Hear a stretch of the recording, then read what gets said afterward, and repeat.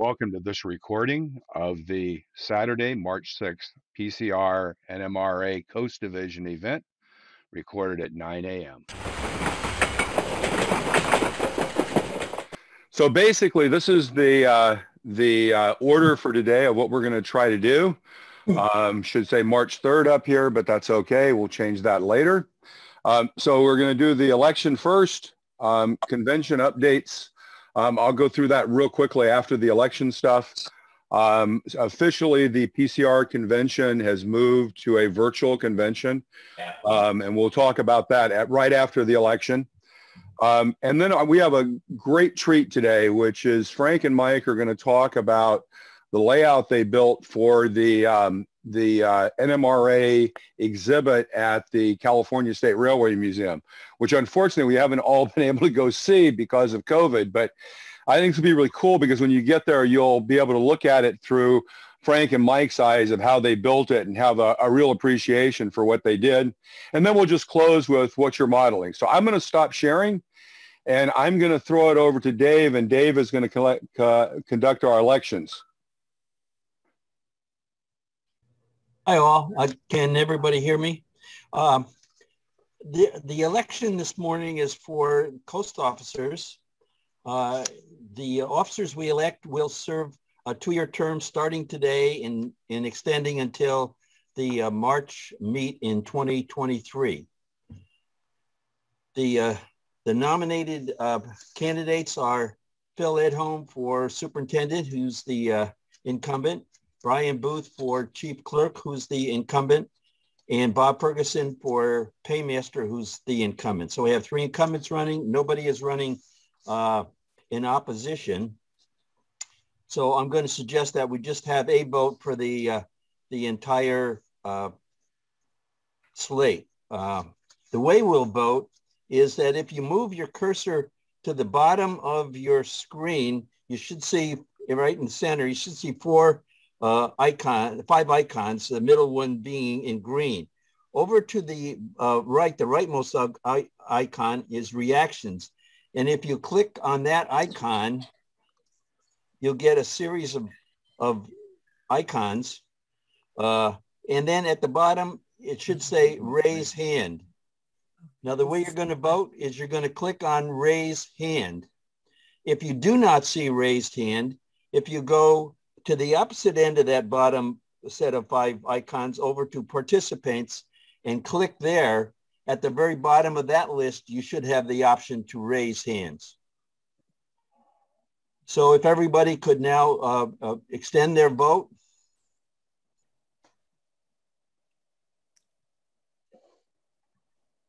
I'm assuming raise hand is your support of the nominations. Yes, that's correct.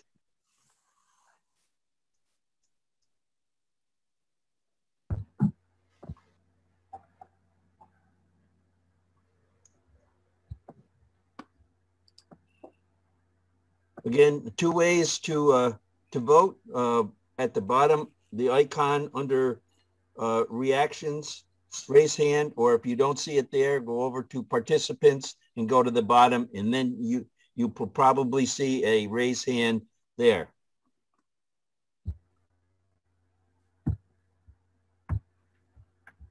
Okay, now some of you have voted by email. If you've already voted by email, you can vote again. Don't worry about it. I will eliminate your email vote and take this as your final vote.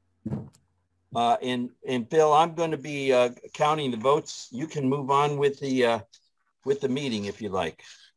Just one note: for those who are voting with the thumbs up, that's not sticky, so that will go away after 30, 40 seconds. Yeah. Use the hands up.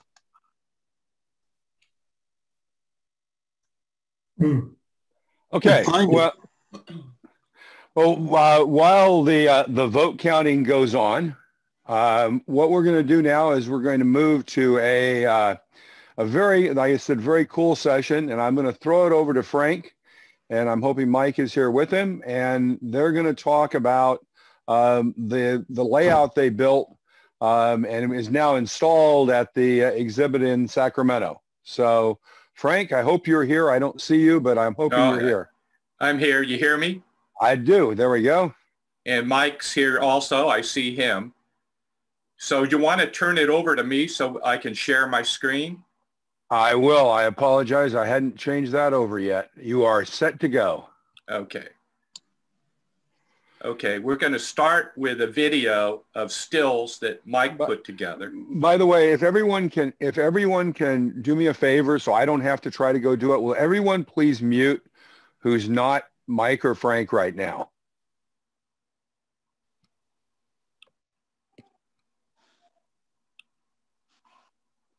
Thanks, everyone.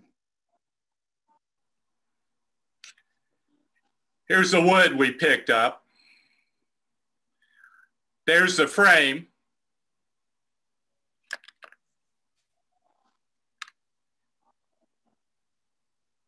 We're putting the frame together here.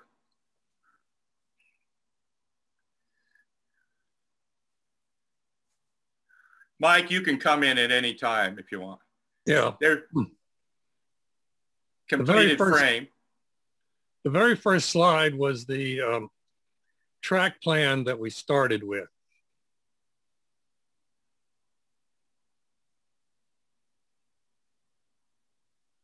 We're going to be going over these sort of one at a time.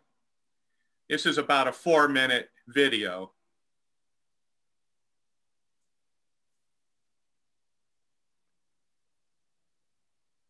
The basic idea behind this was a layout that anybody could build by getting stuff off the shelf.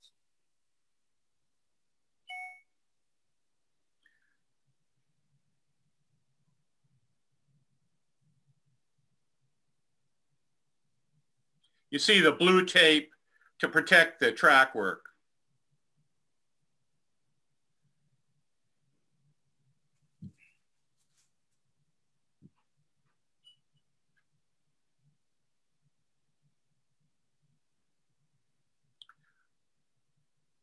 This was in Mike's basement. Oh, I'm going to try. Is that better? We didn't need the music so loud. Well, I can't even hear that. Actually, Frank, when you shared, you didn't turn on the audio for sharing, so we're not getting any audio. Oh.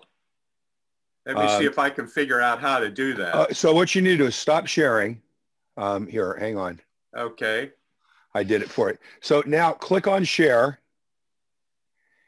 And when you get share at the bottom left, just click the share sound. Don't click the video optimization because it seems like it's better if you don't do that. And then share whichever screen you want it. We're sharing. Okay.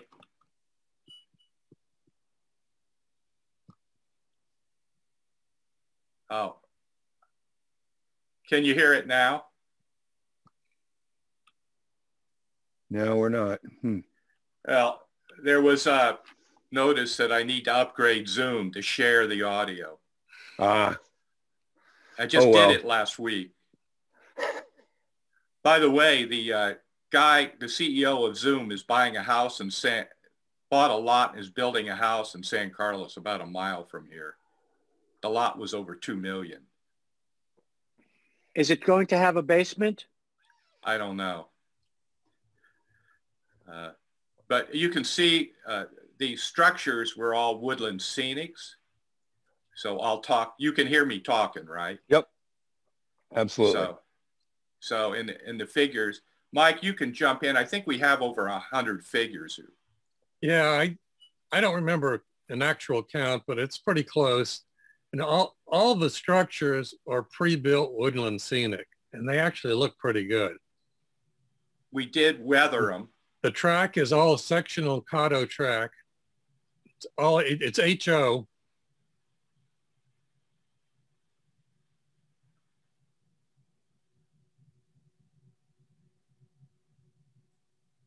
And we did detail the track. The track looks pretty good as it is, but it does need some work. Here's leaving his garage. We'll talk about that in the presentation. We'll talk about the fact that they didn't give us enough people to help. So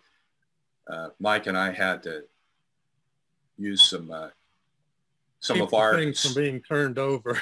Yeah. I'm going to try and be as nice as I can, but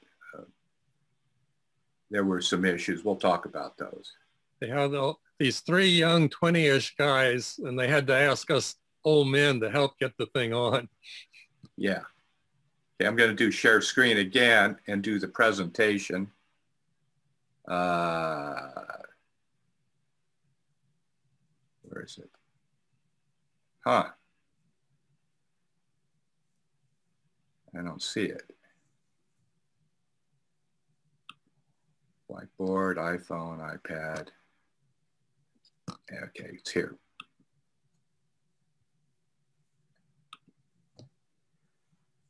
How come that isn't showing up?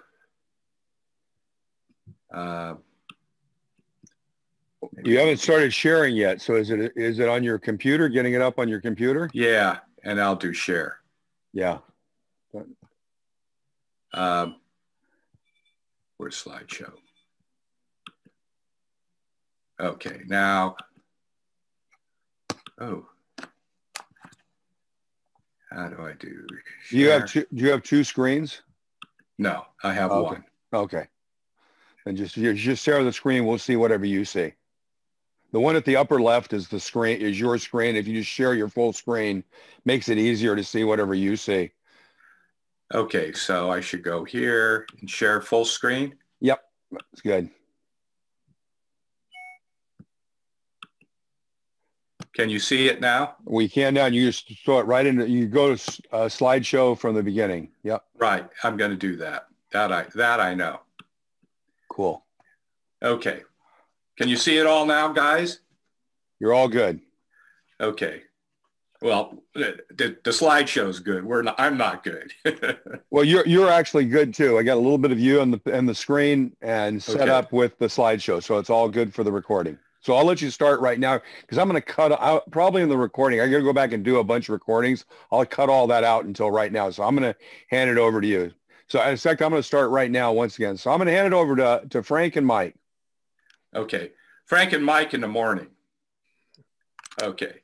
So here's an outline of the project.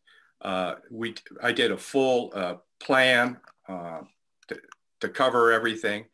And so it started about 8 years ago with Charlie Getz approached Mike and myself, build a memory. And I think the first one we built in about 8 weeks. Mike, you correct me if I'm wrong, if I'm lying. Since then, we built 2 more layouts. But you're not lying. You're just incorrectly remembering. Okay. Actually, now it's probably more like 10 years ago. So we built the first one in about 8 weeks in my garage.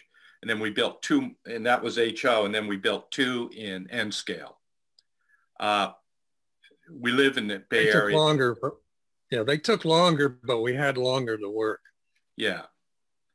The first one was sort of a panic build. Would you agree, Mike? Yeah, they were trying to get a deadline for everybody nationally to do it, and which of course didn't happen. Yeah. Anyway, we got started. So after that, Bob Brown and Charlie Getz asked if we'd be interested in building this layout for the Magic of Scale model railroading at the museum in Sacramento. We agreed. We developed specifications.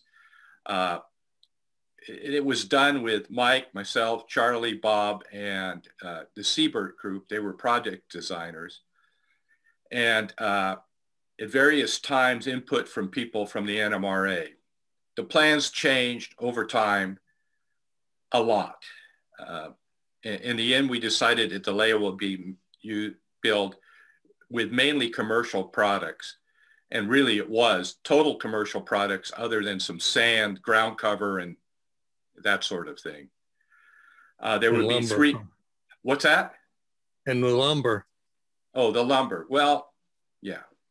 There would be 3 sections, one fully scenic, one with foam and plaster, and one that was open. In the beginning, all 3 would be the same size, and then Mike and I convinced everybody to make a change to that. They also, once they found out the space they had in the museum, they cut the whole size down a little bit for the whole layout. Which caused us to have to totally change. The original track plan was from Cotto, and we had to make pretty massive changes. Height was also an issue. We never agreed upon a height. We asked the Siebert group, and the group that built the cases and everything was called Gizmo. We never got an answer, so we picked a height. Chris ran interference for us with the NMRA, especially in acquiring the materials. We also to acquire the materials, we had to go through NMRA National. We basically had to tell them what we wanted, and they went and found manufacturers to get it. The manufacturers were extremely cooperative, and I'm pretty sure we got everything that was asked for. Whether they asked for everything we asked for, we don't know. Yeah, I would say we got everything except the engines and rolling stock that we asked for. We definitely didn't get all of that. But then we decided to change it, have it all as one big section, which was really an important decision, and do 75% approximately finished scenery, and then 25% divided between foam, hard shell, and open grid. Yeah, as we were going on, we were noticing that it wasn't very attractive with a third, a third, a third. It just wasn't, it didn't look like anything. And to show the steps, you didn't need a third of it. So basically we ended up with probably about a quarter or less that was showing through down to the wood frame. And that shows very well what the steps were, and it still has is a nice looking layout. And we started with a track plan for Cotto. I'm never sure if it's Cato or Cotto, but I think it's Cotto. We talked about height. Project took forever to be approved. It was very frustrating, a lot of back and forth. And that's because there were so many different groups involved.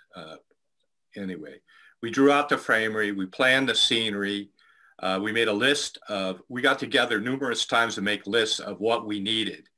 And the manufacturers really were very good. Woodland Scenics, Cotto, Bachman, who else, Mike? That's pretty much all, I think. Okay. They had everything we needed. We picked out even the trees.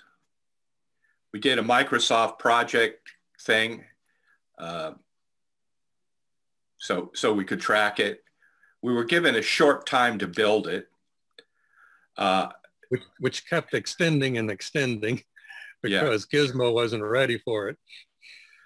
We did buy a lot of stuff ourselves. We made many trips to the train stores, both J&M and the train shop.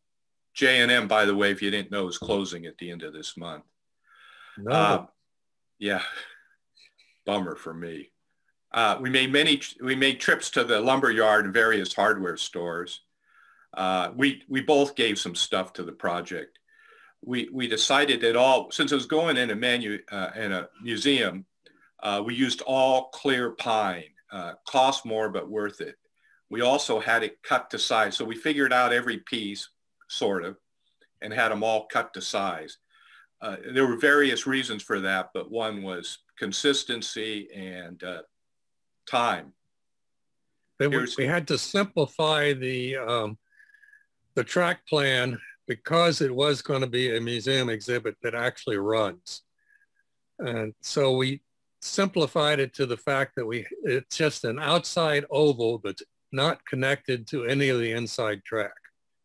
And so it doesn't have to go through any switches. So even though Cotto switches are good and fairly trouble-free, we wanted it as bulletproof as possible. Now the inside is all connected if at some later point they wanted to put. Yeah, we wired the inside and the outside oval separately, and we didn't hook up the wiring for the inside track, but it could be hooked up for some reason, because we figured it won't take us much more time to do this at this time, and it'll certainly be a lot easier and less messy to do it now than if sometimes later it's decided it's needed. So we did it. And we had to use Mike's garage because mine isn't big enough. Okay, there we are. It started off as 6 feet by 12 feet. And it ended up as 4.5 feet by 12 feet. So it's still pretty big. Yeah. There we are assembling the frame. It really did take 2 people. I don't think one person could have done this. Then we added the foam and the track. The foam was glued down with caulk. We already talked about the outside. Track laying, we used Cato track and ballast. We laid it out. It is Cato. Cato was the Green Hornet's sidekick. Well, you know, I did a lot of comic books when I was a kid. Actually, I mainly, never mind. Jughead comics, anyway. Laid it out. We laid out the track to test it, which was a good idea. 2 basic routes we talked about. Mike did most of the crawling underneath, track power and lighting, steps for ground cover. The foam, after foam was down, we contoured it with various means. The normal stuff you use, hot wire, saws, except knives. I don't think we use saws much. Then we added, Then we added the plaster cloth. We colored the water with earth color. So if there was a chip, it wouldn't be a stark, you know. I think we used the Woodland Scenics, but I don't remember. It was brown. We used Woodland Scenic because they gave us a whole bunch. Yeah. They really went overboard in giving us material. And we also used their rock mold. Well, we used my rock molds, which were Woodland Scenic and Bragdon. But Woodland Scenic gave us a lot of lightweight, 2 huge bags of lightweight hydrocal. And we colored that too, again, so the white wouldn't show through if they got some chips or something, just like the foam cloth. The dirt, I sifted. I have a place in Twain Harte, and I got the dirt from the West Side Lumber grounds. I did sneak on to get it. Anyway, on top of that, we added ground. What, Mike? Oh, I was going to say and the ballast was Cato ballast to match their road bed. Yeah. We added ground foam, rocks, trees, Woodland Scenics. You see, we covered the track with blue painter's tape for this step, which is really good. My home layout, I covered it with masking tape years ago, and then I had to really clean it. We didn't have to do much with the blue painter's tape. And then we ballasted the track, even though it's sort of ballast and when it comes, it looked much better once we did that and weathered the ties and the rail. Plus, that was how we held the track down. We didn't use any nails or spikes or anything. It was just the gluing from the ballast. We already talked. Oh, we did use rasp. Forgot about that. We were vacuuming. In the area where the track was straight on foam, I used clear glue around the edges of it. Just even though that wasn't that much, I wanted to make sure it wasn't going to move. The vacuum got more use than any other tool we had. Okay. You can see the start of the foam shaping. And then here it is pretty much finished. We've taken the blue tape off. We vacuumed, have the structures down. These structures really do look good. There's some more pictures. You can see that the pointer. Can you see my pointer? I guess. Yes, we can. Okay, you see the blue tape and we covered it pretty good. So we didn't want anything to, okay. Structures, we placed them before we did anything, after we put the basic plaster cloth down. Most have lighting. I think there's only 2 that don't. You'll see that in later photos. Real dirt, small rocks, and it says we plaster molded large rocks. Yeah, we added trucks and autos. Some of those we donated or bought, but most were from Woodland Scenics. Then it was time to move it. Well, seems like before we moved it, we finally got some of the rolling stock from Bachman. That was another story, which I kept asking the people at National to send me a tracking number. Send me a tracking number. I never got it. And one day I came home and there was this big box of trains sitting in my front yard. And luckily, my front yard was such so it was partially covered from the street, but it was just, I don't know how long it had been sitting there. And it had most of what we needed, but not everything. But we wanted to do some pictures. So Frank had actually a correct engine to go with the Union Pacific passenger cars, which is some of the pictures you saw. So we put that on and set up some others, used some of the other rolling stock for the pictures, and that's how we took pictures with stuff on it. Now I'm really a steam guy, but I have a couple of diesels in HO from a long time ago. So the layout was moved to Gizmo. Gizmo's the one that built the thing, the display case, and there was a lot of back and forth on that. Originally, they were going to attach the layout to the display case, and we told them, somebody bumps into the display case, moves the layout, the trains fall off the track. Gizmo is in, I think, I don't know what the area is in San Francisco, but it's a pretty crummy area. I hadn't been there in years, so we go there, and every time we dealt with Gizmo, we dealt with different people. I don't think we ever dealt with the same person. And after all of this, they decided to cut the legs shorter, which got me upset because originally we had planned to do 3 different sections, and that was changed. So the center section, I decided we weren't going to put legs on. We were going to connect it to the 2 outer sections and make a truss system for support. So that's how we put it together. And with the truss system, you can't, of course, take the crossbars off and have any support the full length of the layout. So, I was a bit upset when we're going to chop off the bottom 6 inches. But they figured out doing it without ruining the support. What they did, they put a couple of boards totally across everything and bolted them. So here we are loading it, and in the truck, and Mike and I are having to help, or the layout would have been probably fell over. This is after they had sent 2 people over to take pictures, to take measurements, and to see what they needed to move it. And we told them, you need a 14-foot box truck and 4 people. At a minimum. And they sent, anyway.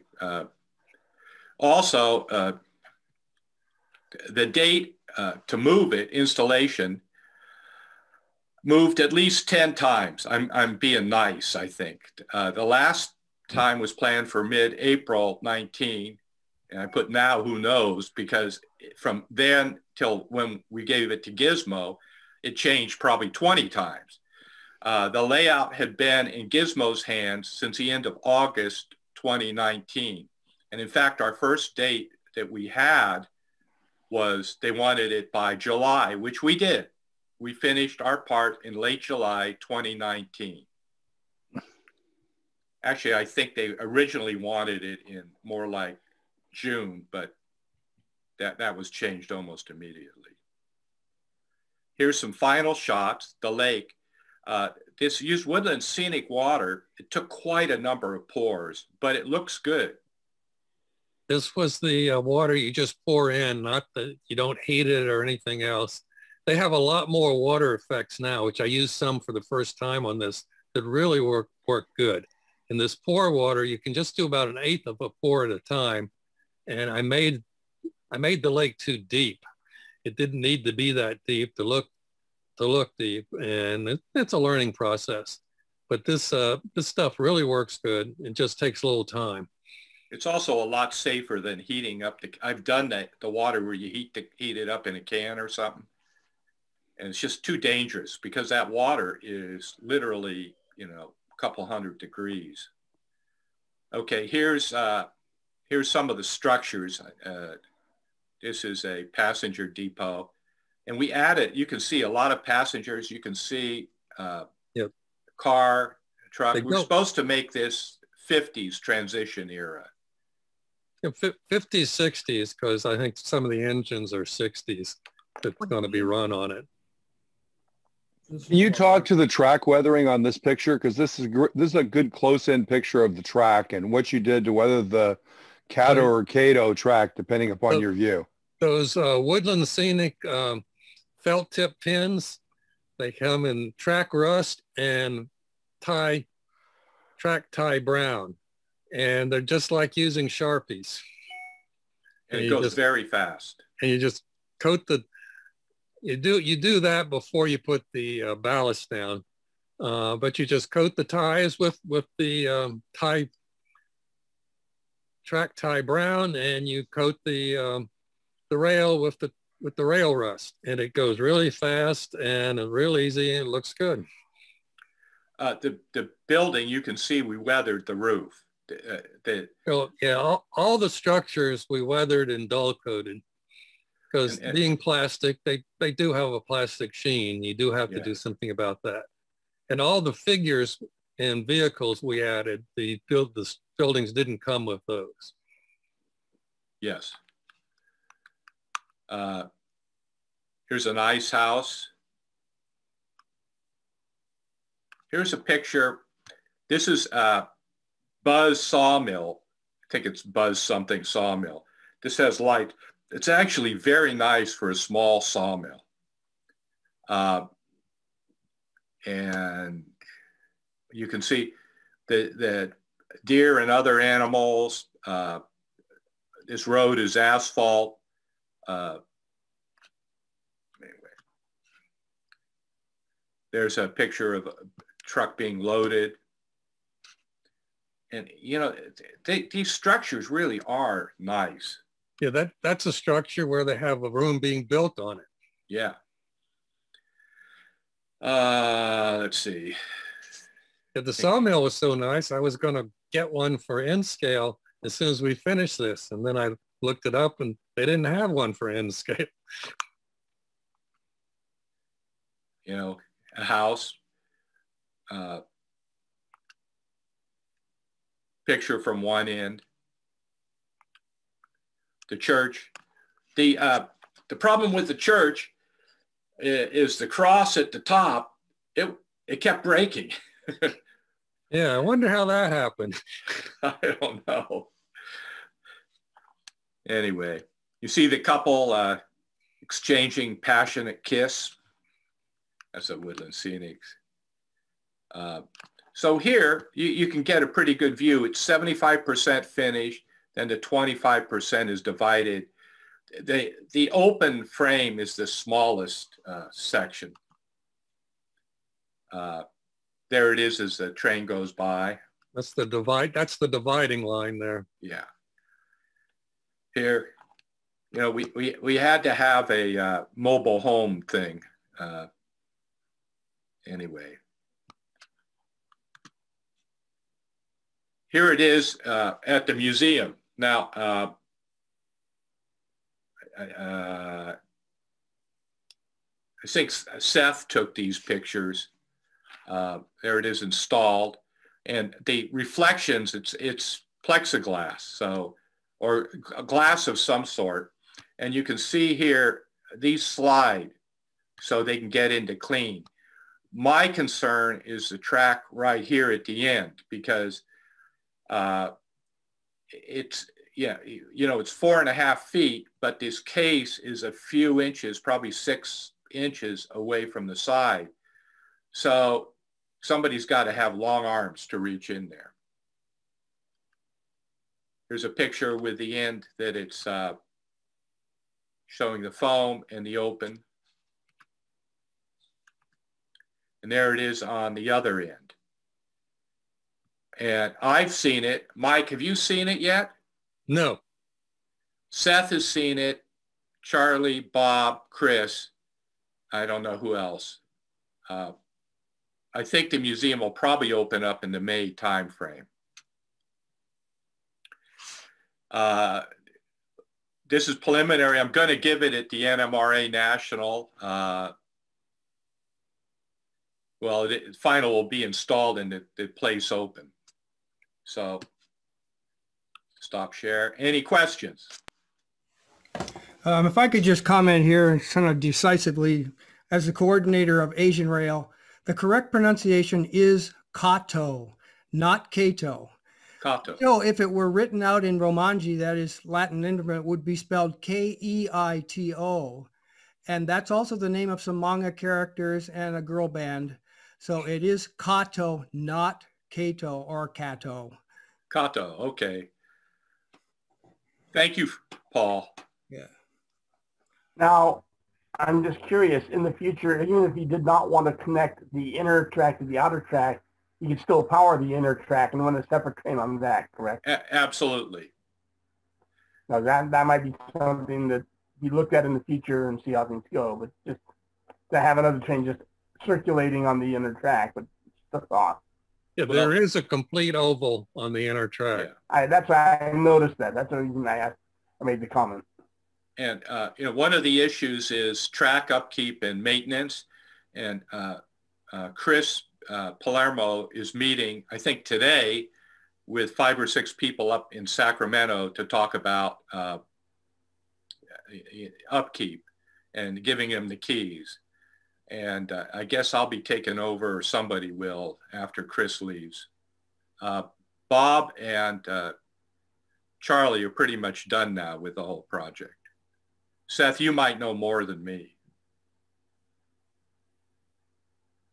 You're on mute. But... Yeah, that spacebar thing doesn't always work for me. I don't know what it is. Yeah, and there's some similar issues with the CTC exhibit, and it's been, you know, it'll get worked out, I think. But yeah, I you know, Rick Fortin did a similar kind of display for the Lucille Packard Children's Hospital in Palo Alto, and he said the group that's actually supporting it feels they get about a month out of a locomotive. So I was kind of wondering how they were going to deal with that. Well, one of the things is at this one, they push a button, right, and it goes for about 90 seconds. This was another problem. I built a circuit so that would do it and you could adjust it, but the guys at Gizmo wanted to do their own. Now, my circuit did not rely on power being on and off. It was just the power pack. Theirs relies on 110 on and off, which I had some issues with, and I gave up arguing. Well, yeah, it's very difficult to communicate with them about that sort of thing. It was kind of my experience. I think one problem was that the project, as you point out, went on for several years, and I think the average tenure of a Gizmo employee is more like a year. So, you know, they had constant turnover, and it was, you know, you were constantly having to educate you know, new people as they came in and, you know, relitigate, as it were, some of the agreements about who was doing what. So it was a little challenging that way. I would agree with you 100%. Like I said, we never talked to the same person twice. Never. I have a question. Yeah. So I see the figures, the people that you have, like incredible variety of people and things they're doing. And I look on Woodland Scenics and I don't see anything, any selection like that right now on their site. So how did you get all of those people? They're there. They're all Woodland Scenic. Yeah. They sent us 2 packages of 100. Wow. Assorted. Wow. So you can buy an assorted package. There's 2, I think there's 3 actually, but I know there's at least 2 different assorted packages. And that's your best deal because they're pretty expensive if you bought them one at a time. And they also have them in groups of 5 or 6. They'll call them like passengers sitting or various things. Right. Yeah, I got some hikers and stuff like that. But then if you should just buy them, the assorted thing sounds like it'd be a great way to go. Thanks. Yeah. I have a question on the water. I was wondering if you could use sheet acrylic plastic to sort of build up the depth of the water and then put the water compound on the top of it. Probably. I think it's probably harder because you have to cut that in such irregular shapes. It's just much easier to use a liquid to follow the contours by itself rather than you having to cut it. But there's no reason that I can see why you can't do that. If we had been a little smarter, we would have painted the bottom. Well, I did paint the bottom, but I mean, like, too deep. We made it too deep. If you'd been a little smarter, you would have had somebody else do the work. That's besides the point. Yeah. That other question, do you have some sort of video that's going to be with the display so people can see what you've done in the construction process, or some sort of educational video that goes with it, or what? Well, see, that's something you should have asked Gizmo 10 years ago, because we had nothing to do with the signage or what's going to be shown with the with it. Okay, and I was just curious, is it you got something up there, but to educate people to look at, and this is how we did this, so it's this easy. Yeah, you too can. There's several things. I think something like that would probably be a good idea. I've got a problem with the engines they're using because this is supposed to be a model railroad, not tin plate, and so the engines are not correct for either pulling the passenger train or for the freight train with engine from one railroad and a caboose from another railroad. And so, if you're representing a model railroad rather than a train around a Christmas tree, it's not correct. Yeah. Couldn't some people from the museum there have some input in terms of the prototype with these people? No, not at all. Now, what is Gizmo's involvement once the display is in place? Do they walk away from it, or what? If we knew answers to questions like that, we might not have had as much problems that we have coming along. No, I'm just thinking, if you have local modelers up there that are maintaining it, can they do little changes, and is it going to create a crisis if they do? That was to the actual operating railroad. I think the vision is that there will be updates. I don't know if it'll be to the layout, but every few years. That's what Charlie and Bob have told me. Yeah, but there's like a 5-year contract. 5-year with a 5-year. Seth, correct me if I'm wrong. As I was told, it was 5 years solid, and then both sides had the option to go another 5. That was my understanding also. Yeah, and I typed a couple of notes into the text about that, but yeah, we were not dealing with model railroaders. We were not even dealing with rail fans. So our museum people. Yeah. They just didn't have the background that anybody on this call would have. Well, the other thing is the foundation changes people. So I was on the committee for about a year on the narrow gauge in Sacramento convention a couple years ago. Every time we dealt with a foundation, there was a new director every time. And I'm talking about every 3 months. And I think, who we have to deal with. So not that the people were bad, but we again had to renegotiate on that committee. Okay. Can I ask you what was too deep on the lake? You keep saying you made it too deep. Well, the pores only can go for 1/8 of an inch, and then you have to let it dry. So I think I made the lake about 2 inches deep, so you can just do the math. It seemed okay, like... So if he'd gone like a 1/2 inch deep, it'd probably been just fine. Right, yeah. And just painted a little darker on the bottom. Yeah, you couldn't tell. Okay.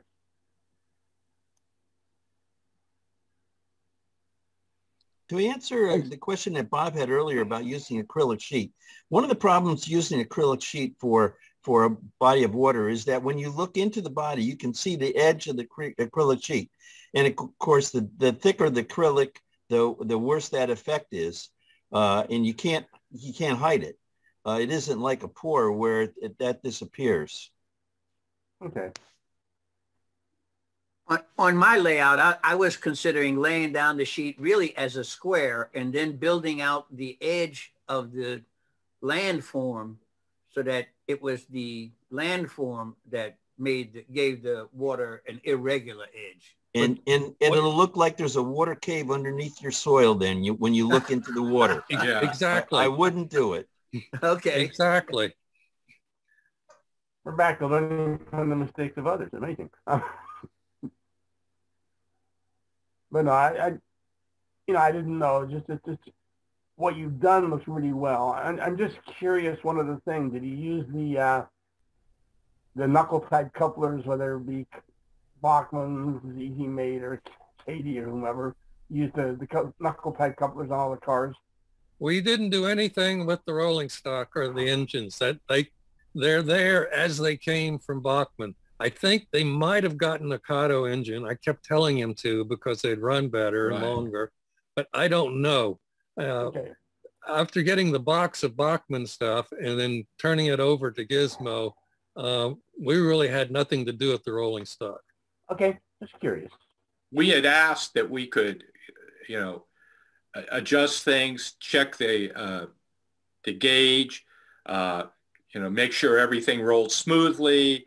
Including couplers. Including couplers, but they just wanted it. And there were a number of times where they told Mike and I to clam up, and get lost. And a little nicer than that, but basically not much. Not much. Well, they were the experts. Yeah. So just as a side point, while we were doing this big layout, I also made a small in-scale Civil War diorama that's in the exhibit. It was 10 inches by 16 inches, so a lot different in scale. I haven't seen that up there either.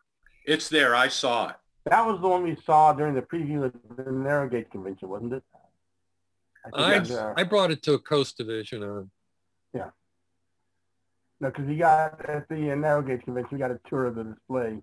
And I believe that was already in place up there. That was, but the layout we built wasn't there yet. Correct. You said right now they're looking at a May time frame for opening, possibly? That's what Charlie told me a couple days ago. Or, who knows? Any other questions? Can anybody hear me? This is Dave. Yeah. Okay. On the pink foam, I'm old school in the sense of good solid plywood sub-road bed, then you put your road bed, and I'm really goosey about what I'm seeing a lot of these days, which is putting a whole swath of pink foam as your foundation for the layout. Speak up. Hello, test. What is it doing? You need to just talk a little louder. Okay, is that any better? Yes.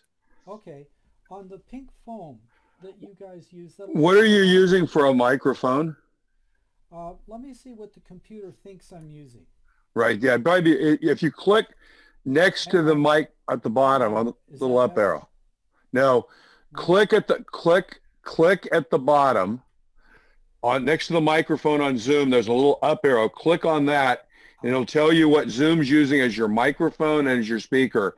And you've got to align those to what your head thinks you're using. Okay, I see it. Thank you. No worries. Zoom got me again. Yep. No, let's try this. Much better. Yeah. Okay. Sorry about that, gentlemen.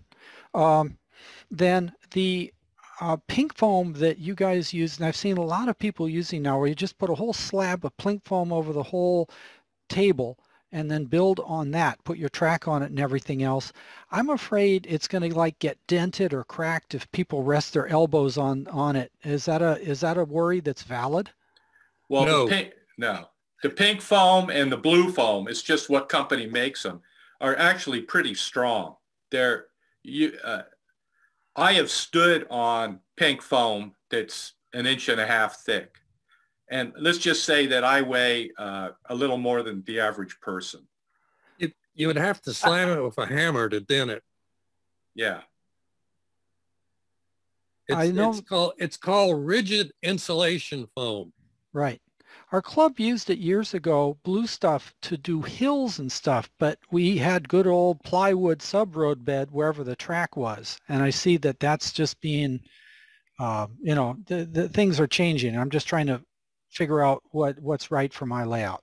Yeah, well, what's right is what anybody needs themselves. But in terms of structurally holding stuff up, the 1 inch to 2 inch foam will do it on a wooden substructure. You don't need plywood structurally.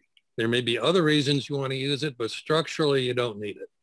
So I guess I would comment that on the modular side, kind of have found that foam does shrink over time.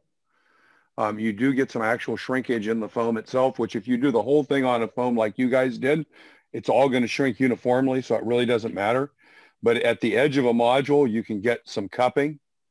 And we put on all of our modules basically Luan door skins on top of the wood, then Gorilla Glue to the foam to make a sandwich to reduce any sagging across open spaces. But I think it's just all personal preference. And especially when the layout's around the outside, it's real close to the wood on the foam. Does the foam help with the sound? That is, if you mount the track on the plywood, does the vibration of the trains create extra sound that the foam would deaden? Yes. Yes, absolutely. But not all together. Yeah, foam can operate a little bit like a speaker. Especially, it can actually vibrate, so you can actually get some interesting sound reflections from the foam because it's so hard. It's not really, it's not really an absorbing kind of foam, so you can get noise from it. You have to play with it a little bit. The sound is different from plywood and foam. Absolutely. Yeah, but not noticeable enough that you're going to change whatever you're doing. I mean, if you got people talking in the room, that sound is negligible. So if you combine the two, plywood and foam, it doesn't need to be very much plywood. We use door skin. That dampens the sound considerably. Door skin under the foam or on top? Yeah. Yes, under. Yeah. Under, thank you. Yeah, here, let me. The shrinkage that Phil mentioned, that's a shrinkage in height, not in length. That's like the 2 inch, the 1.5 inches might shrink by, over years might shrink by 1/32 of an inch or so. Over the last 13 years, my 2-inch foam has shrunk about 1/4 inch lower. I mean, 1/8 of an inch lower. But a lot of that is due to elbow.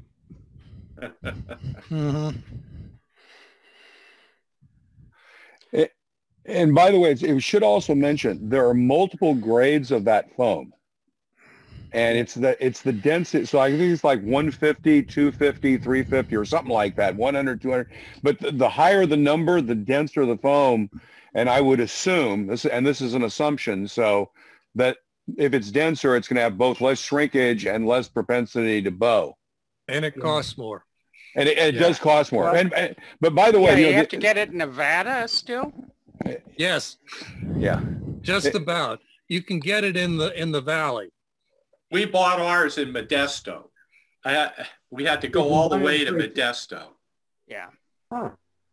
They actually sell, I think it's the 150 at the Home Depot in Tracy. So, and also the one in, come on, what's the city on the peninsula? Colma. So they're called Pro or something Home Depots, and they carry it in 4x8 sheets for $38. The Pro Home Depot in Colma, which is across the shopping center from the regular one, they have it and don't have it. It's depending on when you go there. More often than not, they don't. I have bought it there, and I have also been disappointed to not find it there. So I got mine at a lumber supply in Fremont, and the guy even he brought it to me, and dropped it off at my house, which was amazing. But I got both a 2-inch and 1-inch from him. I've often thought of organizing a rental truck and making a trip to Nevada for like getting a whole bunch of model railroaders together and agreeing to go in on the cost of it and sharing and so forth. You put the model railroaders in a truck? But you know, I mean, getting like a group purchase together and going to Nevada and buying the stuff and bringing it back. I was just kidding. Sorry. No, really well done, guys. I'm very impressed. It's basically like the N-scale building a dream that you guys did on steroids. It's larger, but it looks really, really well. Thanks, Pat. Yeah, thank you. Outstanding. We can do all that thumbs up reaction now. Those will just last for 30 seconds. The other outstanding thing, though, was the support of the different businesses you dealt with that contributed to their materials and kits and stuff to the project, because they were smart enough to realize that it's a way to help the hobby, and they pitched in. That's good to see. And supposedly they're all going to be listed. We haven't seen it yet. They'll be very disappointed if they're not. I'd say that would be the question, is a bill of materials of some sort, so that people at the display say, oh, I can go down to this hobby shop and purchase these items. Of course, by the time this exhibit's going to be open, there's not going to be any more hobby shops. Okay, they can go online and order it. Yeah. You know, that's actually an interesting comment. I don't know if you've talked to the hobby shop folks, but generally the comment's been that they're doing pretty well. I was over at the hobby shop in San Leandro, and he said he's doing very well. Well, J&M is not because of the pandemic or anything. They want to retire. Yeah. They've been over 50 years in business. And I know they've had issues with the city of San Carlos. And I'll just leave it at that. They've forgotten they were there. Well, they have a parking lot. There's a restaurant next door, and he wanted to hang a sign to say parking for customers of J&M only. And the city just, it's impossible to get a permit to hang a sign up to say no parking. Politics. Yeah. I'm guessing that there's reference in the display to the NMRA. Is there a reference to the PCR so that we can start pointing people at us? We haven't seen, there was supposed to be, but we haven't seen any of the signage. Seth, have you seen anything like that? Yeah, there's, I was just typing it into the text. There's a display that says, if you're interested in getting started, blah, blah, and a big QR code. So you just point your smartphone at it, and it takes you to a page which eventually gets to Chris Palermo. So I think the next step is then as a division and as the region, we need to publicize the existing hobby shops not to say this is preference, but here's a list of all of them that we are aware of, so people can start knowing where to go to get this stuff. So that way we're helping our suppliers help us. Yeah. Yeah, and that's the intent, you know, to get you to suppliers and to get you to the region, so we can connect you with folks. I mean, obviously, you know, once we get people involved with a hobby socially, they're much more likely to stay with it rather than, you know, just buy a train set and go off by themselves. So, you know, there's been some effort to do that.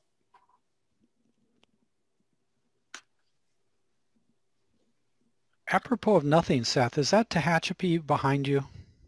Yes, it is. That's okay. Tunnel 2. All right. I had to ask. Well, sure. Here, I'll get out of the way. You can see it's a much better picture. As a matter of fact, yes, that does look much better. Maybe lean a little further. Keep moving. Like this. There we go. Hey, Seth, I'm a supporter. Look out, there's a train behind you. Absolutely. Well, who was the guy who had the lion about to pounce on him? That was scary.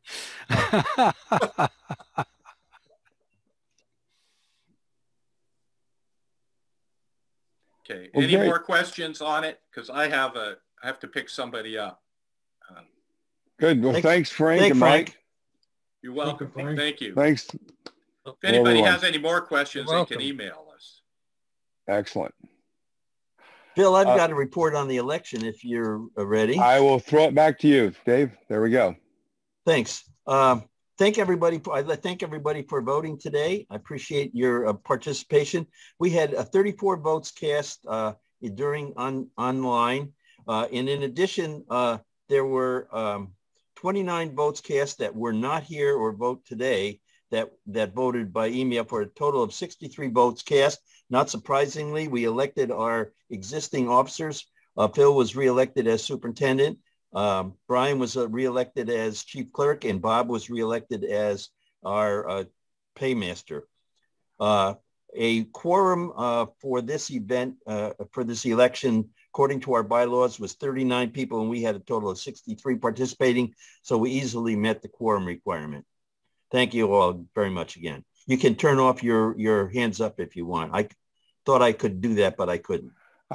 I actually turned off most of them, but there are a few left. And the reason, by the way, I turned them off is you guys didn't realize this. Zoom orders people in the gallery view by hands up and video and that. It got confused a couple of times, and it was just scrolling around wildly. And so that was why I put everybody's hands down. So let me share my screen. And I wanted to go back. Hang on. I need to put this back up. So just an update on, we've done the coast elections, an update on the conventions. And we have folks on that are much more involved with the conventions than I am, but I wanted to give an update for everyone that both the NMRA and now the PCR conventions are officially canceled, or call them canceled physically. They're transitioned to virtual events. The PCR will be April 24th. It will be a one-day event. The NMRA will be July 6th to 10th and will be a multi-day event.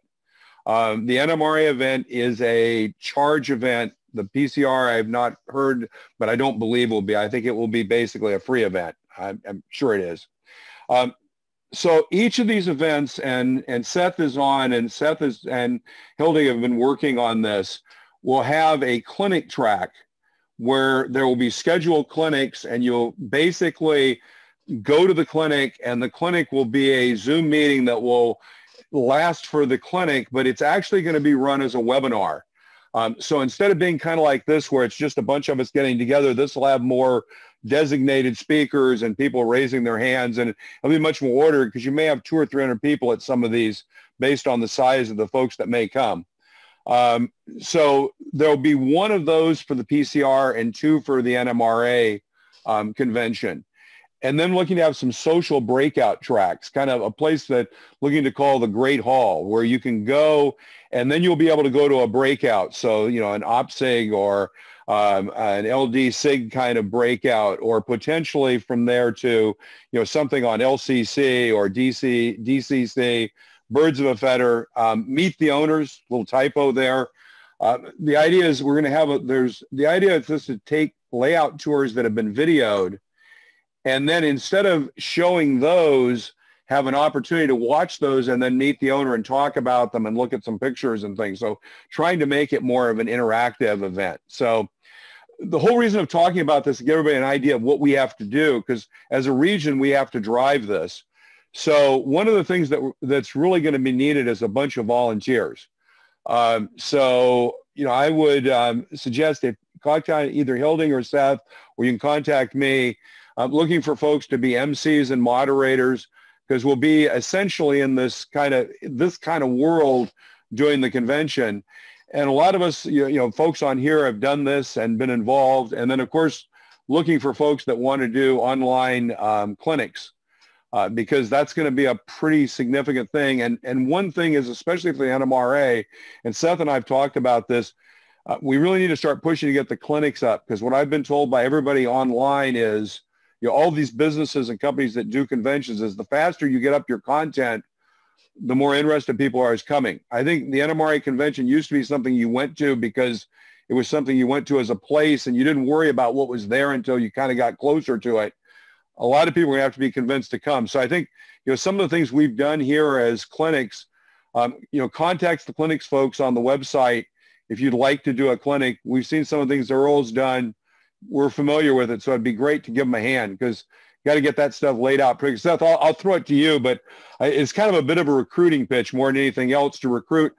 If you're interested in volunteering to be, you know, for example, if there's a clinic, someone's going to have to do kind of a producer role, you know, which is basically running the video stuff. We need to have an MC, which is someone who talks and introduces the clinician, asks the clinician questions. And then there's going to be a question moderator who takes the questions that comes in on the tool and sets them up to give to the MC. So we make it so it's nice and very smooth. So if you're interested in participating in any of those roles, you know, contact folks and get involved. Seth, throw it over to you for any comments. Well, I think you've covered it, you know, at the level of detail we need to get to right now. So right. That's really good. I just put in the chat the sign-up form. So Sid Abiticola, you may know her from TSG videos. She's John's wife and generally handles, you know, people coming into the various live presentations he's got. So she's very skilled at this already, and is organizing our volunteer scheme. And I've there is a preliminary website. That link will change over time, but Dave Grenier, of course, who's done most of our local websites for years, put one up. We'll be fixing links and making it prettier over the next week or two, but it generally works. And there is a form now, so you can go and sign up. And the rules are essentially what Phil described. So you know, for every one of those clinics and for every one of those breakout rooms, there's one or more people needed to be there and manage the room in the virtual world. So actually the number of volunteers is, you know, maybe more than the equivalent physical convention. So, you know, that's a big deal. You know, our clinic committee, of course, really wasn't in a position to reach out to clinicians and ask if they wanted to go virtual until the decision had been made. And they're moving pretty quickly now to make that happen. So, you know, we're moving along. And, you know, in fact, those of you who already did volunteer, if you could go use the sign-up form, it'd probably be a little better if you just went and used that. Otherwise, there's likely to be two lists and confusion. So, anyway, that's what we can do today. And thanks very much, Phil. It's exactly what we needed. Yep. Well, and we'll keep bringing it up every time we get together. So, because this is probably a group we're going to need out drawing from, and it'll be fun too. So, yeah, I mean, the fact that you guys are on this call at all says that you have some familiarity with these Zoom gatherings, and we'll be able to be helpful, because I think we're going to be reaching out to a lot of people who haven't done much of this. Seth, are they working on getting some form of online registration and payment for the national? There is a form for that, but at this point everything is going directly to Bob Ferguson, and I'm not sure how interested or how much. Yeah, the form, I understand, only allows you to mail in a payment.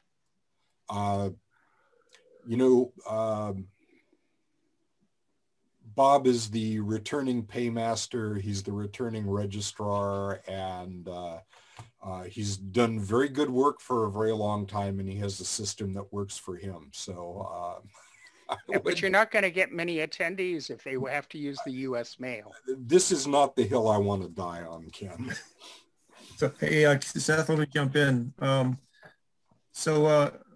Ken, Dave Grenier had to jump in and take over the webmaster duties here just in the last couple of weeks. So he had a lot of work to do, and that's on his list to do. And we'll get it up as soon as, as Dave's time allows. So, yeah, I mean, your point is well taken, and, volunteer hours available drives that availability.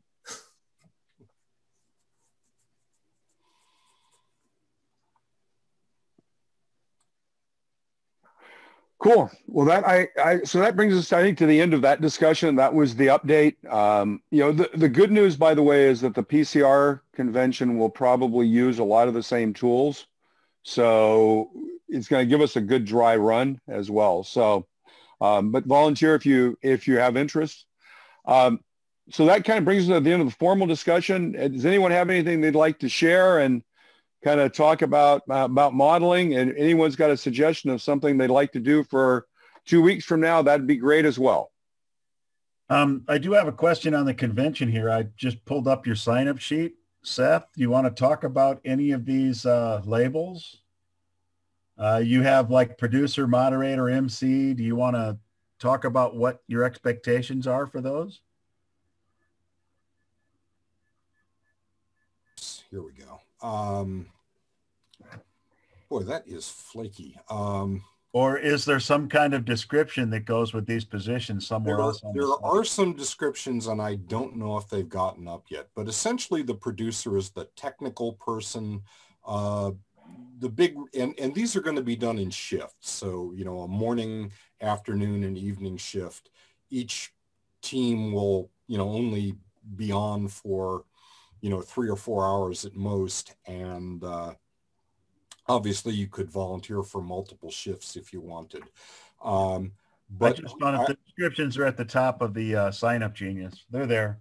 Yeah, yeah. The producer is essentially the person who's going to be feeding the clinics up. So that really means you need to have a solid upstream connection. So if you've got 5 meg or more and don't want to spend too much time talking to people but are happy to be there, that would be a great job. The moderator is going to be the person managing the questions being fed into the chat or Q&A, and perhaps doing the introduction. If it's separate, we'll have an MC. So that will be somewhat driven by how many volunteers we have. So, the theory is, 2 people for the webinars, and then we'll have people who are effectively hosts or greeters for the great room to help people who are coming in navigate to the appropriate breakouts. And then we'll be asking people who are holding breakout sessions, like the smaller SIGs,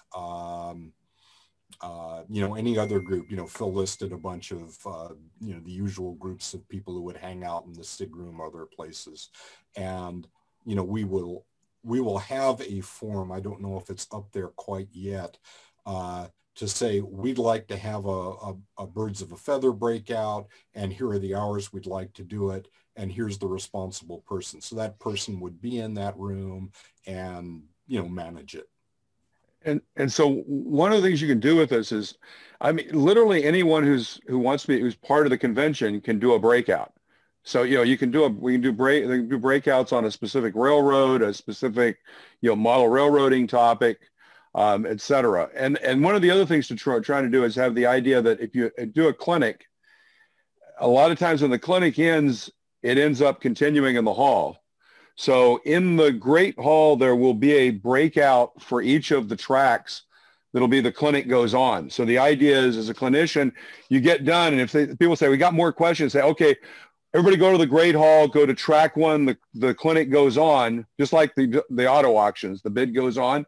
And so you all go there, and you can continue for another hour with the discussion in a virtual. So and by the way, any input or thoughts is great, because the idea is, how do we recreate the socialization you get in a national convention in this virtual world? So, cool.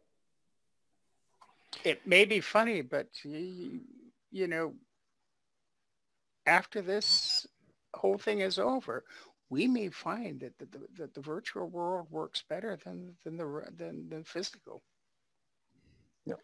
I sure hope we're able to continue doing them, Ken. I mean, I think, you know, we have two fairly large groups of people, you know, across the hobby and across the organization that we don't do a great job of reaching out to in, you know, in the before times, and that I think we found a way to serve and, you know, to bring into the greater discussion. And those are people who are geographically remote, you know, particularly during bad weather. Lots of people in the plains, you know, just, you get on calls that they're on and they're just telling you, you know, I couldn't get there because it would have been 2 hours driving in good weather, and this is almost impossible, particularly at our age. And then there are people who just, you know, have developed mobility problems and are effectively shut-ins, and yet, you know, they can participate in these meetings, and they certainly can do some great modeling. So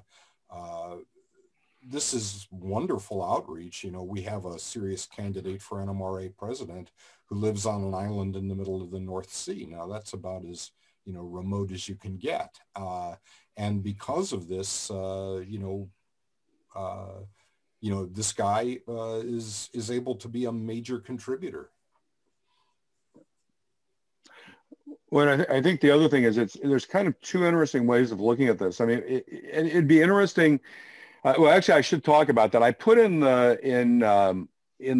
discussion before that I think we should have a committee put together to talk about how we need to organize going forward. And that may be a good discussion for 2 weeks from now, to schedule some time, a little bit of time in this meeting around kind of forming a committee. So we really have, as I said in if you haven't had a chance to read my extended article that was in the latest dispatch, basically the challenge we're facing is pretty significant. We were doing auctions before. The auctions had actually reached the point of being unprofitable. It turned out the Elks was raising their price. The Boy Scouts were staying the same, but if you looked at the cost of facilities of the combined two versus the revenue we were generating as a percentage of sales at the auction, we were getting to the point where we were no longer being profitable in our auctions. And the Coast Division has enjoyed auction profitability for 25 years that has funded the fact we have a reserve, we have some money in the bank, you know, we don't have to worry about things like that. So that now has been significantly exacerbated by the fact that the Boy Scouts, as part of their bankruptcy, are selling their building in San Leandro.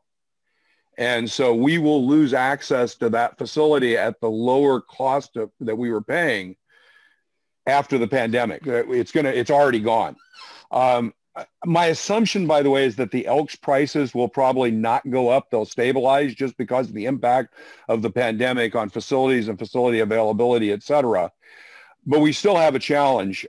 Do we want to try to host 4 auctions? If we want to host 4 auctions, we're going to do them all of our meetings at the Elks. Are we going to find another facility? It turns out, and by the way, this is secondhand from people telling me, but finding facilities that allow you to run essentially what's considered a for-profit activity like an auction restricts you to certain facilities. So a lot of public facilities like big library facilities and that are not available if you want to do something like an auction. So those were two sites. So we have that set of considerations about the auctions. Do we do one a year? Do we do one, two, or four a year? Is a fundamental consideration. The second issue we have is the auction tool set was developed by a member a number of years ago using Microsoft software on multiple PCs. Everything in that is no longer supported by anybody. Microsoft, the person who developed it, so basically we have something that we can get up and run, but if there's ever a real problem, it's not going to really work. And Bob knows more about this than I do, but we need to resolve either we're going to move to a commercial auction system, somebody's going to take on that product, and I think it's written in Visual Basic, and rewrite it into something or move it into something using the same PCs so we can continue to do it. It turns out you have to enter data at multiple locations where you put the item in as it's auctioned and as it's paid out. And so you have this database that's shared between the multiple locations. If we don't use that system, do we use a commercial system? Is there something available? Or do we move to something more simple like a silent auction? So there are a whole bunch of considerations around both how we do the auction, how we structure auctions, et cetera. And then I think that, the question beyond that is, beyond the auctions, do we want to do more at our events? So, for example, if we went to 2 auctions a year and 2 events a year that didn't include auctions, how are we going to organize those? And then the last question is, assuming we have 4 physical events a year, what do we want to do? We want to continue to do virtual events, and how should those be focused? So there's a whole series of questions about how we basically socially organize ourselves going forward. And a lot of those are things that we have to change because things have changed around us. And so what I'm looking for is get a small group of people, 5, 6, 8 people, but people who want to participate, to sit down and come back with a proposal first to the board and then to the division to say, here's how we think, and it's really going to be late 21, early 22, that we should move forward. So I not really want to talk about it today, but we can talk a little bit maybe next week. And if you're interested, please contact me and send me an email and volunteer. Cool.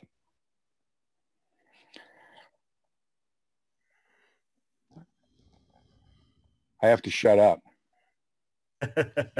Thanks for all you do. Is it time to share what you've been working on? It's time to share. It's time to share. Can I share a picture? Yeah, the share is open. Just share. If you want to share multiple pictures, share your screen. If you want to share just a single picture, you can just share the picture on your share. Okay, hate to ask this question, but I don't have a dual display. Can you see that picture? We can. Yeah, okay, this is what I've been working on. For you guys that have seen the Pink Lady before, this is the old railroad in the back. Okay, so that's what's being saved. I just wrote a little message to Mike. You can see there's a beam up here, and Mike O'Dorney was one of the guys who helped put it in. But what you're looking at, this is upper staging at the top. Okay, this is lower staging at the bottom. So my task is going to be creating a railroad that connects the two. Yes, I have a plan. The joy of meeting is last time we got together, Bob Moore and I had a little chat. He said, hey, I'm going to run right by your house. He masked up and stopped by. And I was having trouble with the helix, and he said, hey, try this. And I did, and it worked. It took basically taking the helix out and putting some supports underneath, but it works great now. You can see there's a train down here on the lower level. If you look, you'll see it. I was running it up and down the helix, checking it out, and it kept derailing and hitting a number 8 Shinohara switch. which connects these two. And I thought, oh crap, you know, that without the switch, this thing won't work. And I thought for sure it was the switch who was doing it. And then I looked and found a big glob of solder on there that kept knocking the front truck off of the locomotives.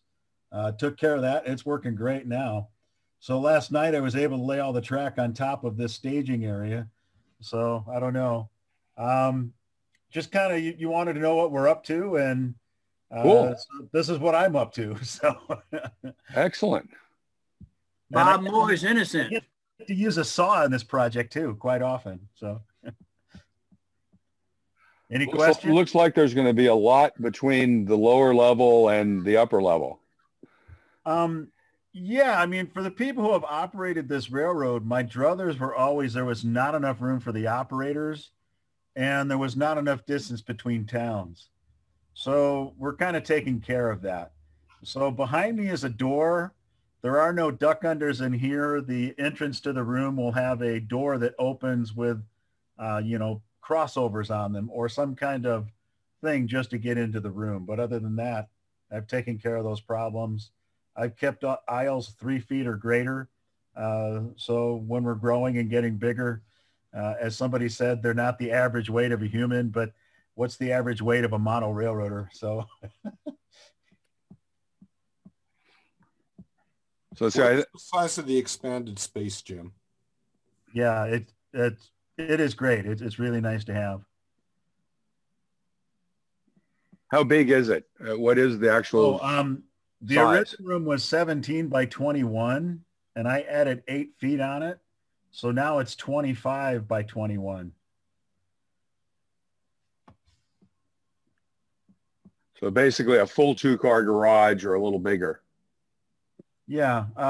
Notable things here, and I'll put this in a presentation for the convention, but you can see the chip concrete here.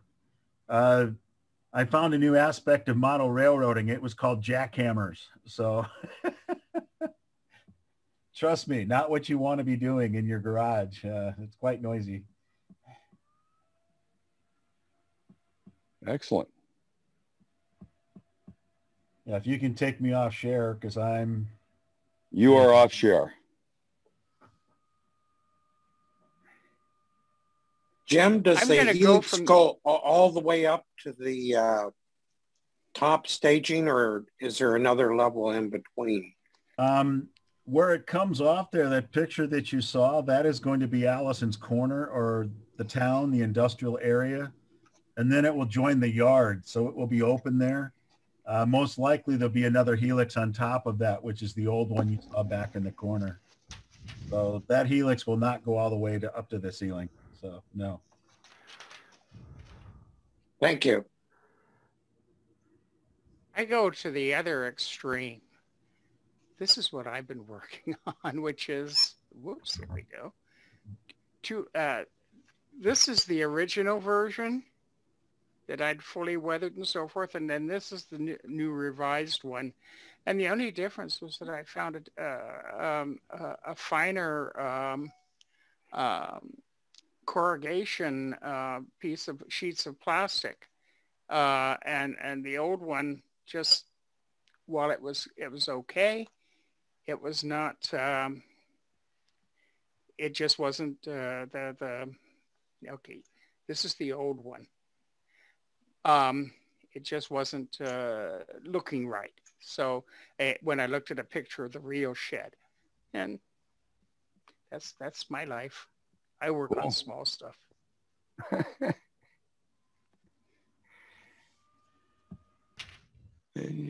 Any other interesting projects?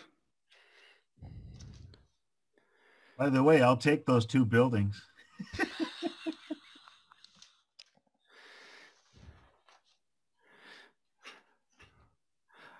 Right here, I was going to share. I'll share a project. These are a couple of pictures. I had shown this before. This is a shed building, a transfer building for the moduline building. So this is actually built on a removable base that's actually masonite and a plywood block to align into a frame. And the walls are actually 1/8-inch plexiglass overlaid on both sides with wood. You kind of see that right here on the window. It's really hard to see when you're straight on. You can kind of catch it at an angle like this.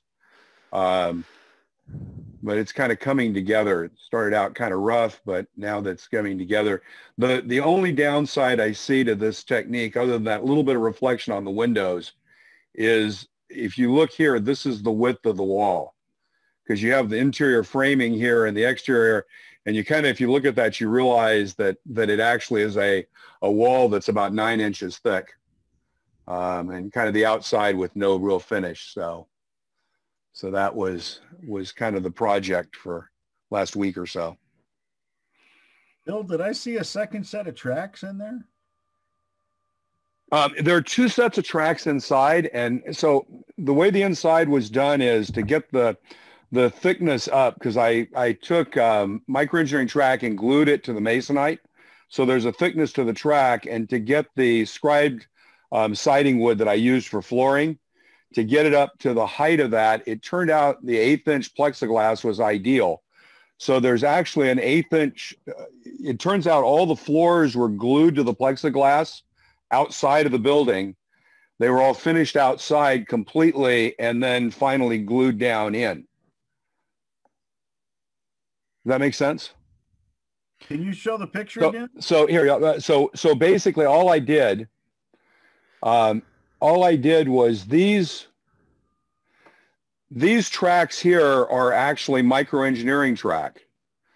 These 2 tracks here are just 2 pieces of microengineering code 83 rail that are epoxied to the plexiglass that's underneath this wood. The wood is epoxied to the plexiglass, and it was just done as a piece. So it was completely finished on the workbench and then dropped into the building. And then after I dropped that in, then I put all the beam work on the inside walls on top of that. So these go out to the edge. Phil, I think the question was, what are those 2 tracks for? So the idea is they're going to go, there's a dock outside of this building, and they're going to run out onto the dock, and I'm going to build some sort of a little cart that can be on there. So the idea is there's going to be a crane in the building to lift stuff off a flat car, put it on the dock, on that, slide it out so it could be picked up by a ship out on the dock. So it's kind of a transfer mechanism. I was trying to figure out a logical way to get stuff, because I kind of constructed this illogical situation that I've got a place where you put a car inside of a building, which is really what I wanted to do, but now I've got to figure out how to get things from the car out to the dock where they go to a ship. So the track was kind of my logical explanation for that. Okay. That's cool. Yeah, I could see him doing that in transportation. Just pull the cart up by the door, start throwing stuff out. You know, exactly. Just labor was not cheap, but it was there. Yeah, I watched a really interesting video about loading sugar sacks on a ship, and the number of workers, they're like ants moving this stuff around, and they're moving 50-pound sacks of sugar around manually by hand, passing them back and forth to load a ship. You know, so you go back to the early 1900s, late 1800s, labor content of everything was much, much higher. Yeah. It's I don't know if you ever see one of the modules I built has a gas station. It's the Woodland Scenics O-scale gas station. I put a speaker in it, and I got the from the sound module guy down in LA, the ITT. I got him to do a little one that just has an air wrench, and then it has the ding ding of the air hose. And what's cool is, you know, somebody pushes it with they've got their child there, and they hear the ding ding, and then you get to ask the question, do you know what that ding ding meant? And sometimes if they're in their 40s, they'll know. If they're in their 30s, a lot of times they don't know. And you say, well, you know, back in the 50s, they used to put a little air hose out when you drove in your car. 2 or 3 people would come out and they'd check the oil. They'd look at make sure your water was good. They'd check the air pressure on your tires. They'd put gas in. They'd wash your windshield. So those were the days, my friend. We thought they'd never end. So, so the interesting question is, does anybody do that for you today? And then the really interesting question is, the 1950s were a transition in more ways than one. But the really interesting question is, people got paid in the 1950s to do that as a job. Yeah. Where did that job go? Is it in China or is it in Mexico? Is it anywhere, or do we just do things for ourselves? It's IKEA furniture, right? The job moved to the consumer, but more importantly, almost all those jobs disappeared because cars got so reliable. You don't check the oil every time you get gas. You don't check the tires every time you get gas. You do it once every 3,000 or 5,000 miles.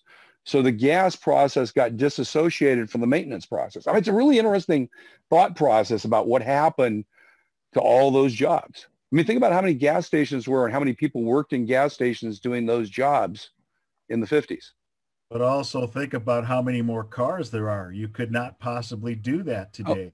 Oh, absolutely. You'd have a huge employment in doing it. Yes. We'd have absolute 100% employment if you had that. And remember all the green stamps and dinnerware you got. I was going to say, back in the 50s, 60s, they were called service stations, not gas stations. That's right. Yeah. Absolutely. I found it funny, drive up into Oregon where they had required you to have an attendant pump your gas. Yep. They still do that in New Jersey. Yeah. Interesting. I filled up at a Costco in Eugene. And oh, no, you can't do that yourself. Yeah, the getting yelled at experience, you know. Getting yelled at. They've actually Californians, get back in your car. So they've changed that now. New Jersey also. Depending on the size of the city, now they do allow self-service.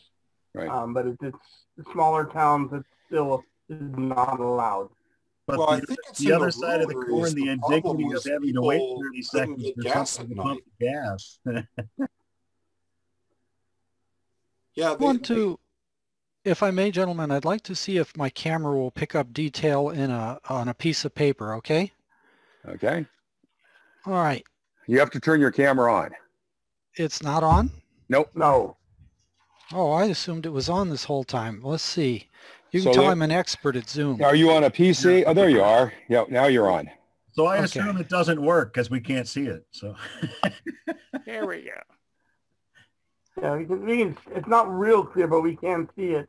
Yep. There's some bright burnout areas, like over to your left. It's a little burned out because of the light. Let me try that. Is that less burned out? Down a little lower. Okay, that looks a little better. It's still, yeah. Yeah, this is what I'm looking at building in the garage. The bottom is where the people are. The two main lines in the front acting as staging, where short trains representing mainline traffic will set out cars and pickup cars out of the industrial area, which is at the top of the picture.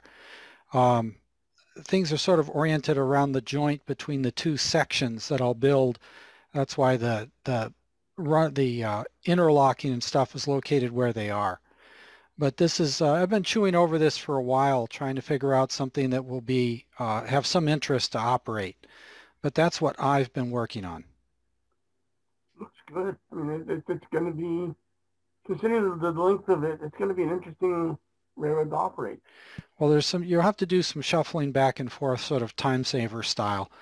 But the thing that's stupid about it from, I think, a lot of perspectives is there's going to be a full signaled interlocking on the main lines.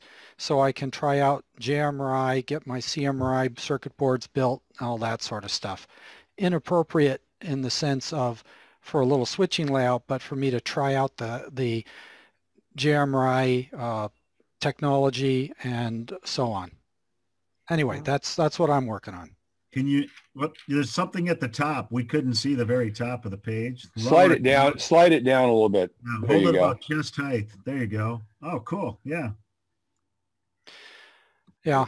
I've built, layouts. I've built many modules and helped many other people. And I've read Track Planning for Realistic Operation until the book fell apart and I had to buy another, another copy. But that's all sort of mixed in here. Okay, thank you. A suggestion, if you go on groups.io, yep, there's a group that's called Rye Industrial. Seth, correct me. It's basically the OPSI group on OPSIG, LDSIG on groups.io. And if you take a picture of your plan, you can post it up there and get comments back. It's a great review, great way to get kind of a crowd review and get comments about it, and put some right in kind of what you're trying to emulate. And I thought it was, I did that at one point, and I got about 60 people gave different comments back. Yeah, okay. LDSIG does that also. But you're right, it's RIOPS Industrial. It's basically the OPSIG's list. Yep. Yeah. All right. Well, I'll start from there. Thank you very much for the suggestion. You're more than welcome. Just for everybody understands, groups.io is the replacement for the old Yahoo groups. Right. Yahoo abandoned the whole idea of groups when they went bought by several levels of consolidation. And this guy in San Jose started up, built a whole new group software for email and online group type conversations. And it's attracted a large number of model railroad groups. I know I belong to Steam Era Freight Cars. I actually own and moderate plastic freight car models, and it's quite a community that's developed to replace groups, the Yahoo groups. And speaking of community, I want to thank all of you for making me feel so welcome, just showing up as I have here today. Thank you so much. I appreciate it. You're more than welcome. We admire your lack of judgment and good taste. Yeah, thanks for sharing the plan.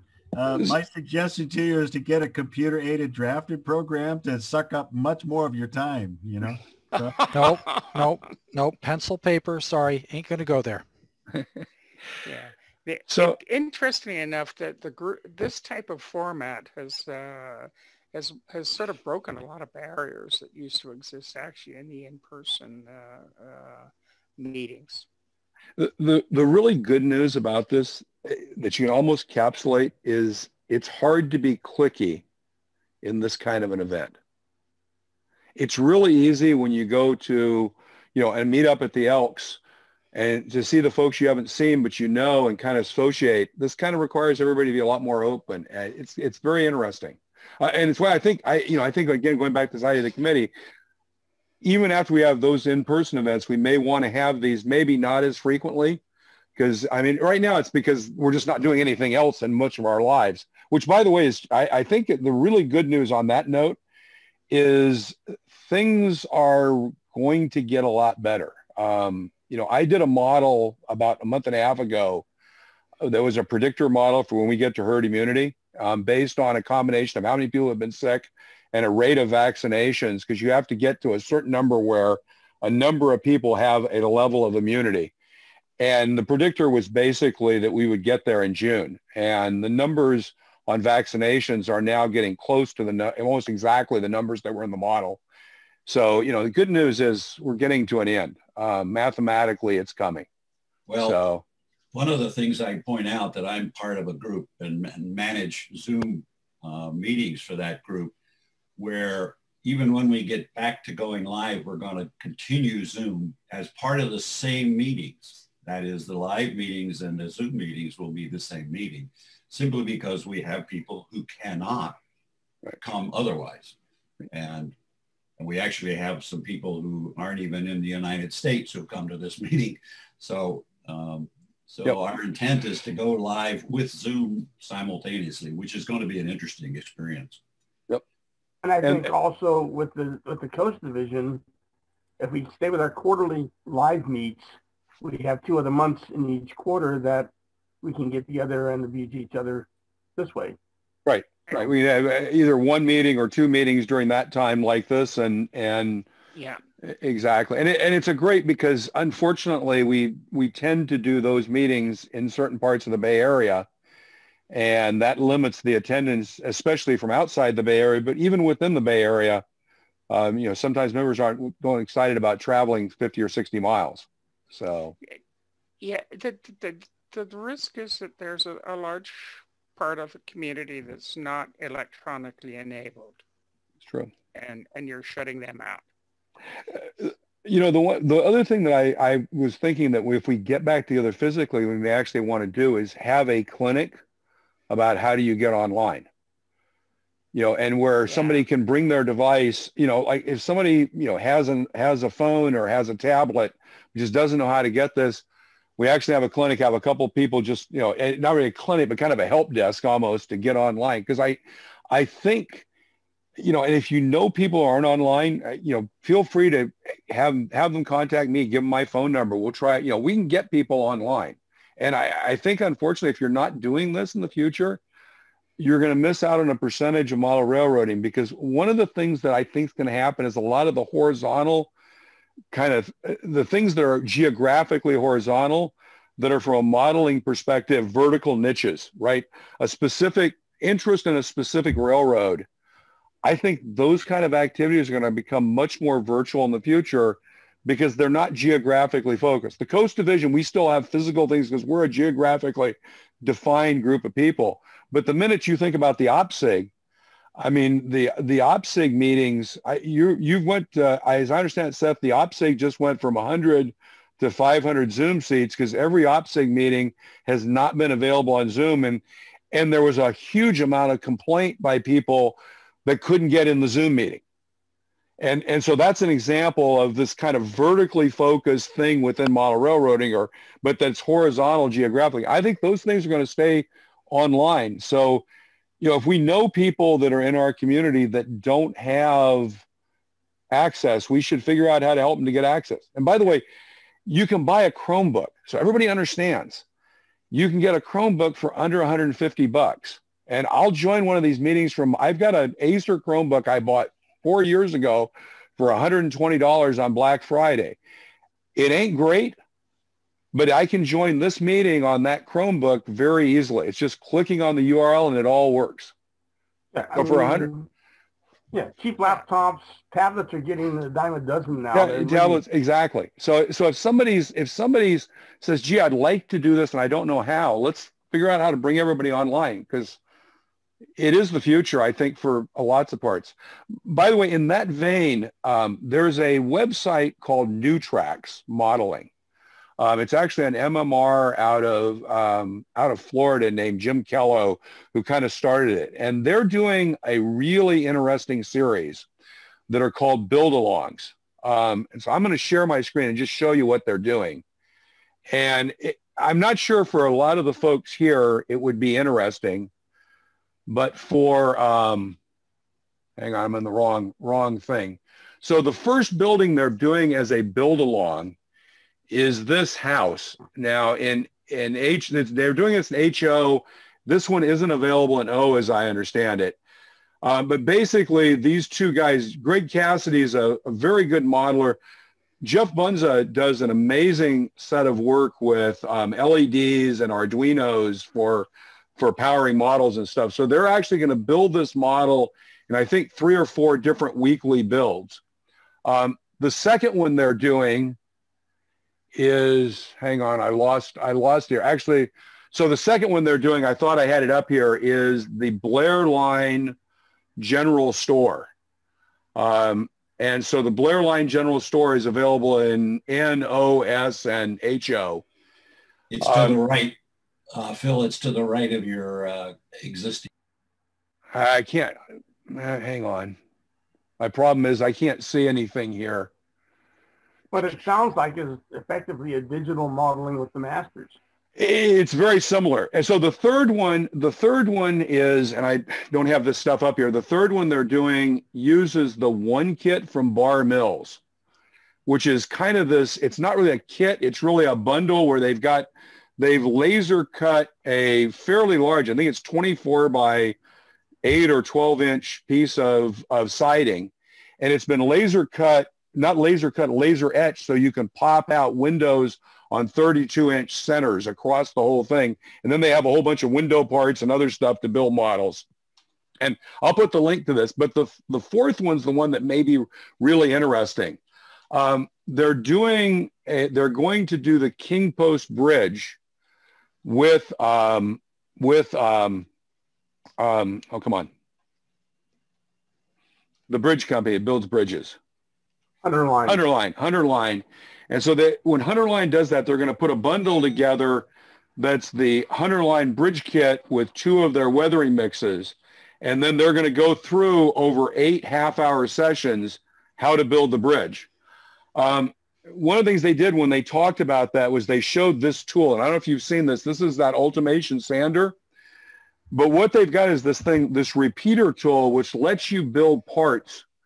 So this is actually a part for a snow shed, for the Hunter line snow shed. But what you can do is you can actually set the parts up so they're within 1/1000th of an inch. And it becomes really easy to replicate. So I actually sent Jim an email hoping to get them to put this together as a bundle. So I'll put a link to this in the chat.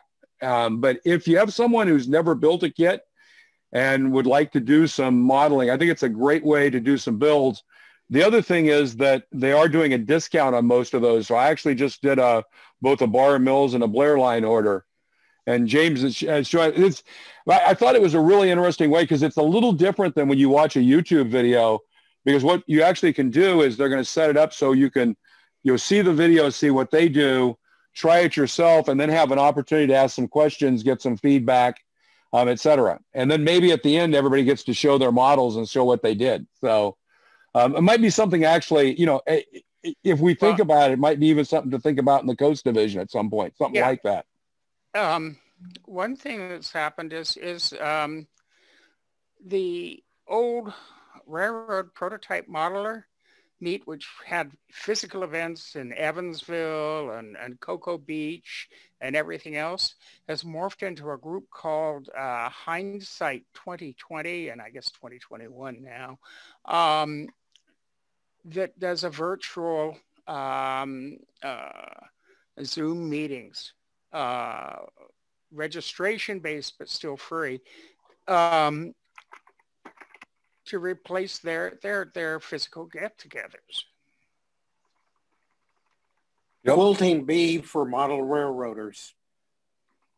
Phil, what is the contact for new tracks? I just posted it this is actually the link to the build page.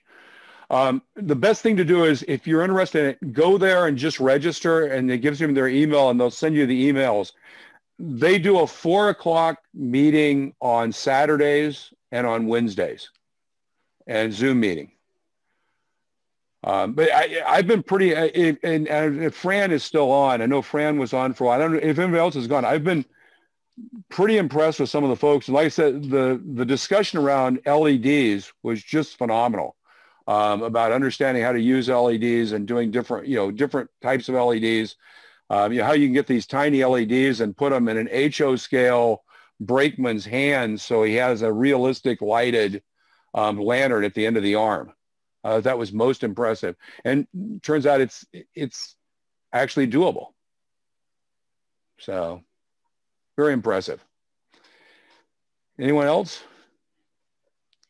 Yes.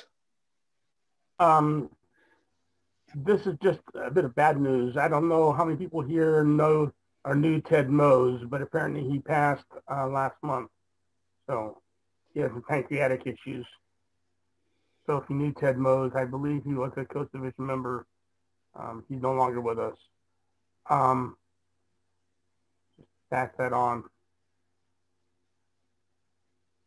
Can you send that to me, Pat, and I'll check? I will try to send that. I'll try to email that to you later on today. I've got some other issues I need to deal with, but yeah. I try to put something like that in the email I send out when I hear those kind of things, so it extends out to the whole community. So, well, I went away to the San Leandro meeting, and it was announced and good in the order there because he was one of our members. So just thought I'd pass that out. Thanks. Well, I think if we're good and no one has anything else to show, I will probably suggest we adjourn for the night or the afternoon and go for it. And my time frame on Zoom meetings is goofed up. Anyway, well, thanks much all. Have a great couple of weeks. We'll see you all in a couple of weeks. Thanks, Phil. Thanks now. Bye. Thanks, Phil.